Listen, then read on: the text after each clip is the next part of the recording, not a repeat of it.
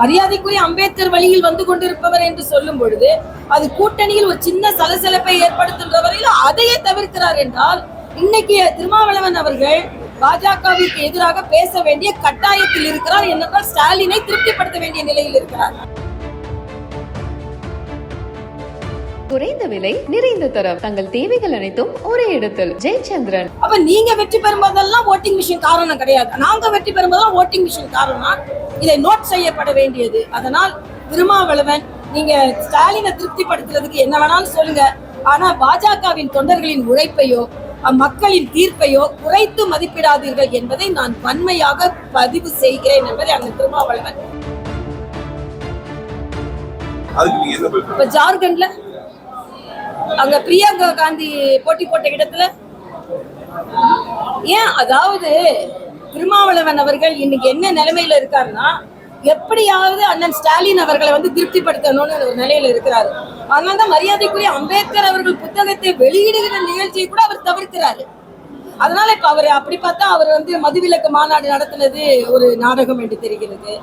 மரியாதைக்குரிய அம்பேத்கர் வழியில் வந்து கொண்டிருப்பவர் என்று சொல்லும் பொழுது அது கூட்டணியில் ஒரு சின்ன சலசலப்பை ஏற்படுத்துகின்ற வரையில் அதையே தவிர்க்கிறார் என்றால் இன்னைக்கு திருமாவளவன் அவர்கள் பாஜகவிற்கு எதிராக பேச வேண்டிய கட்டாயத்தில் இருக்கிறார். என்னென்றால் ஸ்டாலினை திருப்திப்படுத்த வேண்டிய நிலையில் இருக்கிறார்.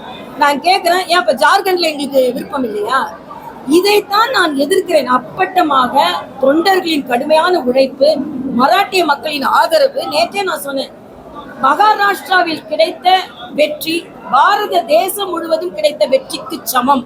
ஏனென்றால் மகாராஷ்டிரா மற்ற மாநிலங்கள் மாதிரி கிடையாது. எல்லா மாநிலத்தை சார்ந்தவர்களும் குறிப்பிட்ட மக்கள் தொகையில் அங்கே இருக்கிறார்கள்.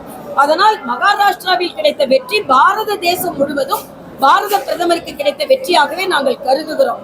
நீங்க அப்படி சொன்னா நான் கேட்கிறேன், அப்ப தமிழ்நாட்டுல நாங்க ஓட்டிங் மிஷினால் தான் வெற்றி பெற்றோம் சொல்லுங்க. அப்படி சொன்னா நான் ஒத்துக்கிறேன்.